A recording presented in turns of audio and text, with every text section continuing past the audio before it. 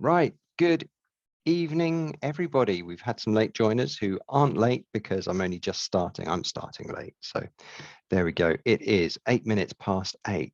Is that serendipitous? I don't know, but there we go. That's the time. Let's kick off. We're a little bit behind. So we are doing part 2 of week 1, and we are going to be looking at net worth. So I'm going to talk at you for probably about 20 minutes or so, just to give you the recap, and then we'll go into the Q&A section. I am recording this talking part, and then when it comes to Q&A, I will stop the recording so that that isn't on there, and I shall stick this onto YouTube again so that everybody has that available. And at some point I am going to sneeze, but it's not coming just yet. Okie dokes. So what are we doing regards net worth? Well, first of all, I hope you did the homework from last time. Do you remember what it was? If you don't already have one, open a savings account and start building up your emergency fund. The importance of having an emergency fund is that if you have any unexpected debt suddenly leap out at you, there you go, did that, hope it didn't frighten you too much, leap out at you, and you've suddenly got to, I don't know, repair your washing machine or do something with the car or renew your, actually I was going to say renew your train pass to get to work, but that is an expected expense. That is not an unexpected expense because it is a regular expense. So yeah, and just get some money in there, but about £1,000 or the equivalent in your current in the currency of your country. So yeah, it basically enough to sort of cover between half a month to a month's salary, that sort of level of thing, if possible. The optional homework was to go talk to people. So yeah, just get used to talking about finances, and that, you know, that isn't necessarily people who are generally in your life. That might have been people in the Facebook group. You know, go in there, ask questions, maybe find a buddy by looking for the buddy post on there, and find somebody that you can talk to. Excellent. Quick disclaimer for you then. I am not a financial advisor. You can tell I've copied Alan and Katie's slides because it says we are not financial advisors. Is that the royal we? Or then again, you know, who knows what pronouns people use nowadays? I could be a we. I could be a we. So we are not financial advisors. Yeah, there we go. This is not financial advice. I'm not regulated. I'm not trained, apart from by listening to Alan and Katie over and over and over again. So I've done their course 3 times now, and I will be doing it every year that they run it until they stop running it, which hopefully they won't, because it is very, very good. I'm not going to sell you anything. All of the information is just information. It is for you to make your own decisions with.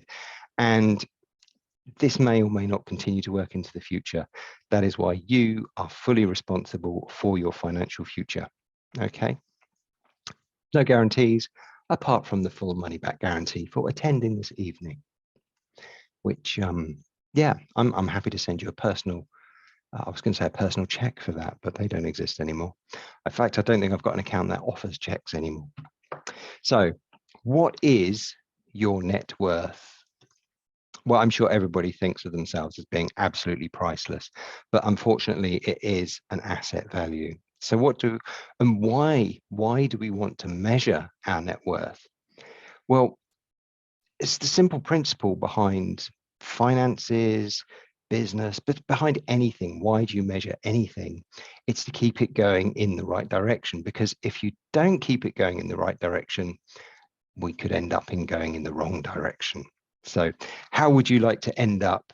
You can decide what level of fitness you want. You know, if you're doing your fitness and your fitness tracking or your steps or whatever, you can know whether you're doing more or whether you're doing fewer. Personally, I know I'm doing fewer and I can definitely feel it. So I need to do something about that. But back to our net worth, just really digressing off track today, but back to our net worth, what sort of things do we actually look at? Well, under assets, we put stuff like property, so your house that you own, that sort of thing. You might have your cash, because that is very liquid, stuff you can do with. Your pensions, because these are also things that you can call upon to provide yourself with a living and a livelihood when you reach your financial independence. And finally, any savings and your investments, which, you know, that's the real stuff that we're going to come to in the later weeks as to what to do regards investments. On the liability side of things, that would be stuff like your mortgage, because you have to pay it, and then any other debts. So credit card debt, loans for anything. So catalog loans, furniture loans, car loans, anywhere where you have lent money, where you have been lent money, which you have to repay. Now that rather lovely property there is actually one that I built down in the Woodlands in East Sussex. I have since sold that, and I now have my new property, which is a little 2-bed flat in Bristol. So it's slightly different, but there we go.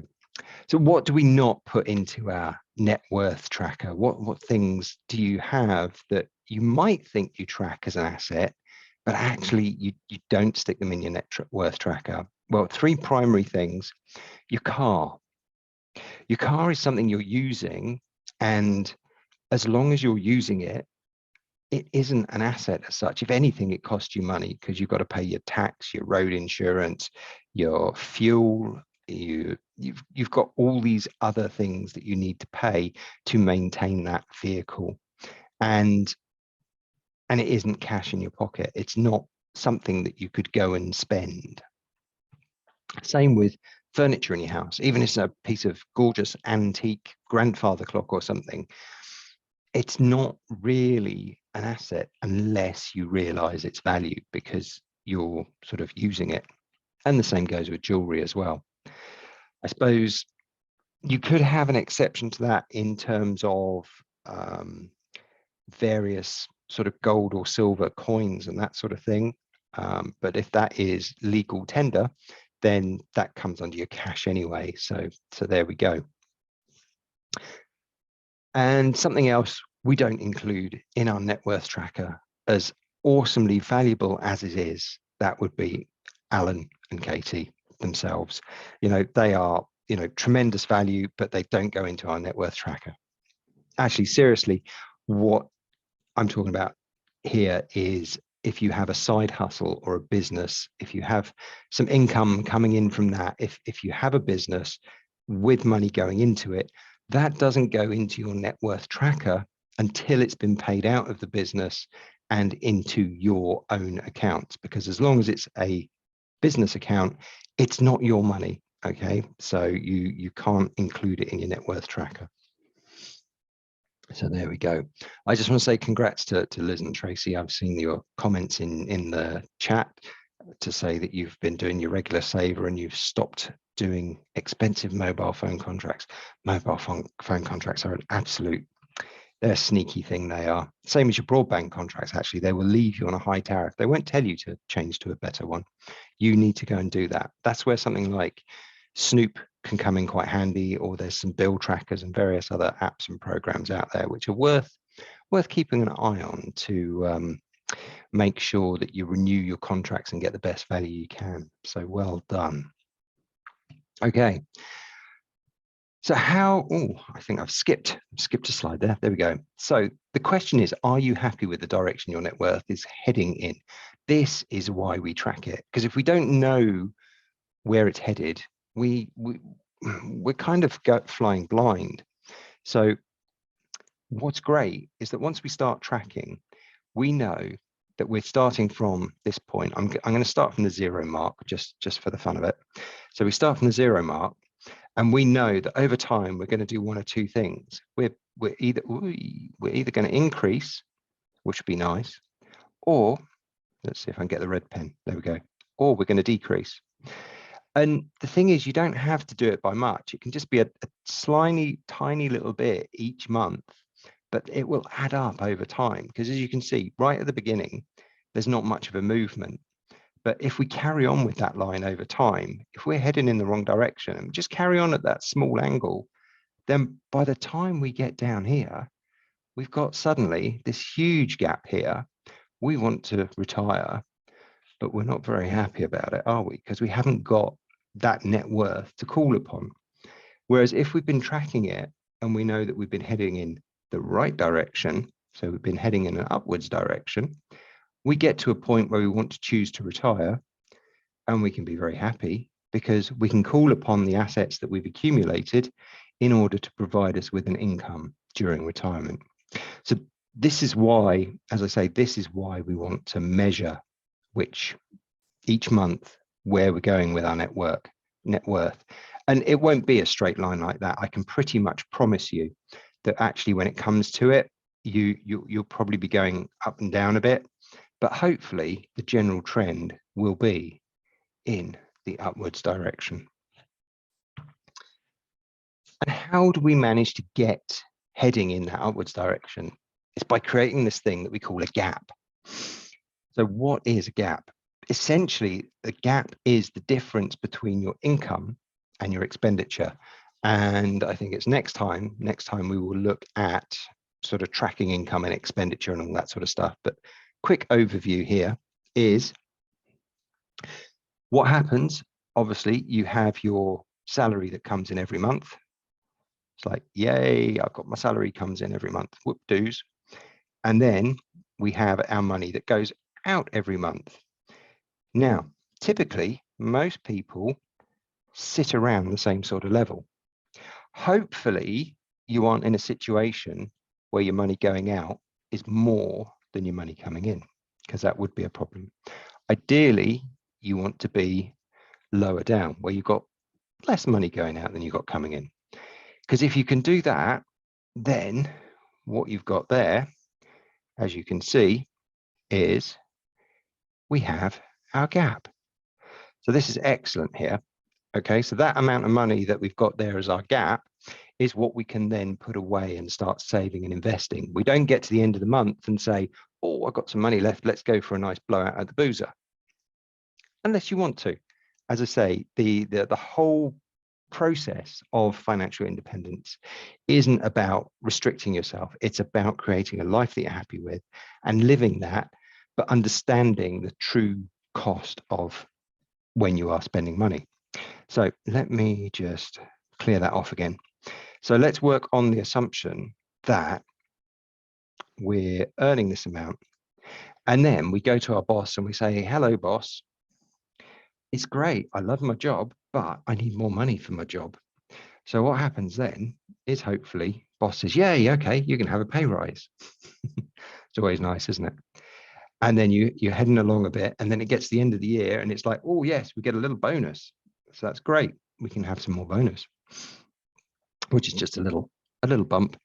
And then we carry on a bit more, and then maybe we get a little bit more money, and that's great. So we sort of carry on like this, and then hopefully at some point we get to earning more, maybe create a side hustle or something like that. But what we want to do with our expenditure is we want to keep it nice and below our income. So we've got a gap. Might only be starting off with a little gap. That's fine. That's not a problem. But what happens is when we get that extra money, when we get an increase in our wages or whatever it is, a lot of people fall into what is called lifestyle inflation. So they go, yay, I've got more money, so I will go up here and I'll spend more in line with that. And they take the expenditure up with the income. But if you can resist that, maybe spend a little bit more, then sort of bring it up to this level, you can see that suddenly what we've done is we've gone from having this gap here to having this gap here. And then what do we do when we suddenly have some extra money come in off a bonus or a present or inheritance or something like that? Well, you've got a choice. I mean, yeah, by all means, maybe spend a little bit more and then carry on and then do that sort of thing. That means that as time goes by, we get these extra bits that we can build our gap with, and then hopefully build our side hustles, build our income, whichever way you can do it. We can start building this much bigger gap towards the end. And what happens then is we can do what's called buying our freedom. So you can buy back, literally buy back years of your life. Because this is one of the weird sort of concepts that I heard somebody explaining the other day, is that essentially we are taught to live in a culture where we voluntarily put ourselves into slavery for our entire lives by going into debt, by spending money and stuff. We then commit ourselves to driving a bus or sitting behind a desk or you know, laying bricks or whatever it might be for 50, 60, 70 years. And we don't actually think about buying back our freedom. So whenever you get your paycheck, as long as you know what your income and your outgoings are going to be for that month, then ideally you want to buy your freedom first. But we'll look at that more when we come to tracking incoming and outgoing next time. But there's a theory over how to create a gap and how to make it bigger. So a couple of hints on ways to increase your income, because there's two ways you can increase that gap. One is to decrease your expenditure. That is pretty tough. Okay, there is essentially a baseline level of living, which currently, as you very much know, is going up and up and up with the cost of gas and electric and all that sort of stuff. There's very little you can do about it. Your council tax goes up every year. Generally, insurances tend to hover the same or even go up. So there's all these expenses that bombard you all the time, and it is very difficult to decrease them. Obviously, you can try downsizing your house if that's possible, but only do if it is practical and it makes sense to you, because it's a huge expense involved with it. Or go and live on a narrowboat like I have done for a number of years, because that's a great way to decrease your expenditure. At the moment, my boat is costing me about 60 quid a month. And when I'm there, I have no electric costs because everything's generated by solar. So yes, that's very nice. But how the unlimited way to increase your gap is basically to increase your income. So here's a couple of hints on how to do that. One is go on a Rebel Business School course. If you look up the rebelbusinessschool.com, you can see there they offer free training to basically help you get your business idea off the ground for, you know, as little outlay as possible. That's the whole philosophy. You can either attend online, or they have now started live business schools again. So if you're in the region, you can have a look, but you can look at their event pages. Or of course, if you need your Allen fix, then you can go along and find the Rebel Entrepreneur podcast, which I cannot recommend highly enough. I mean, even if you aren't thinking of starting a business, if you're just working in employment, which you love, which is fine, that's absolutely a brilliant way to build your freedom as well. It is worth listening to his podcast just to give you some extra ideas, some extra energy, and some of the stuff that he covers in there might actually add value to you in your role at work, so you can then go and ask for more money. There's that one too. Anyways, so I've tracked my net worth over the period. This was July 2020 through to August 2021. As you can see, it was nicely tracking upwards as the indices were going up. The old Vanguard Global Tracker was doing very nicely for me. Then we've hit various economical obstacles since then, and it has actually, you know, it built up until that sort of August 21, and then we flattened out, went down. But fortunately now, we seem to have recovered back to previous higher levels. The thing to note here, though, and this is what tracker funds tend to do, is if I draw a line between the start and the end point, I'm impressed that was actually reasonably good for a finger drawn line. You can see how generally the trend has been in upwards direction, is that purple line, but over that time it's tracked above that line and it's gone below the line. This is why we say that anything that you're putting into these trackers, you are looking at the long term. Okay, you're not looking to put it in there for 6 months or a year.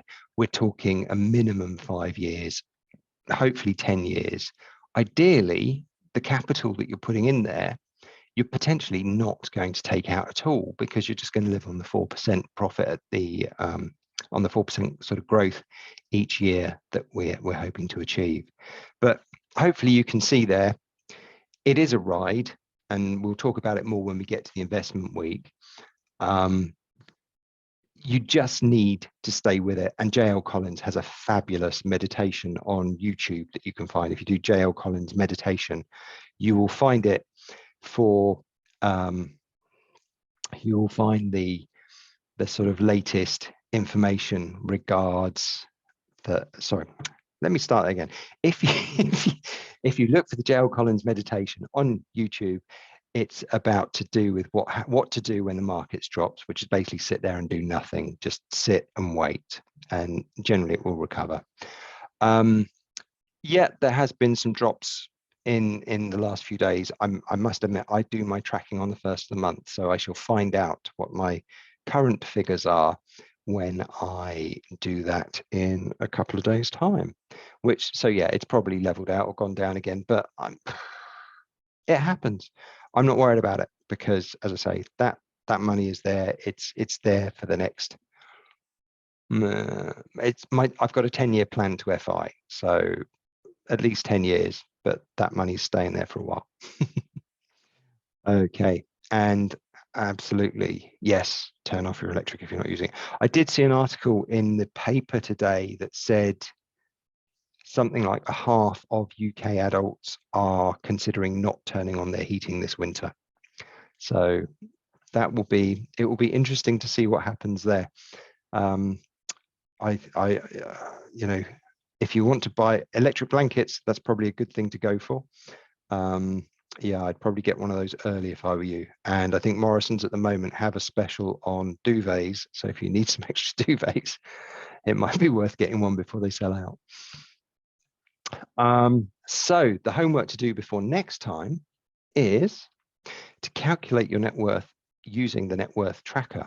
I will put a link to Alan's blog article, Alan and Katie's blog article on net worth, which includes their spreadsheet on how to track your net worth. I will put a link to that in the event session on Facebook. And the optional homework, figure out how much you have earned over your entire lifetime and then compare that with your net worth. It's a scary number, but it helps you to work out sort of how much have you been spending in line with what you've been earning. Have you been following that sort of lifestyle inflation curve? Have you been getting the latest phones? Have you been getting the bigger cars, the bigger houses, and all that sort of stuff? Spending money on children. I know it's terrible. They're a big expense they are, and all that sort of stuff. And again, talk to people. Come on the Facebook, put in questions, make friends, and connect. Find a friend. So there we go. That's me. That's the end of me talking at you. So I'm going to stop the recording if I can find out how to. It should be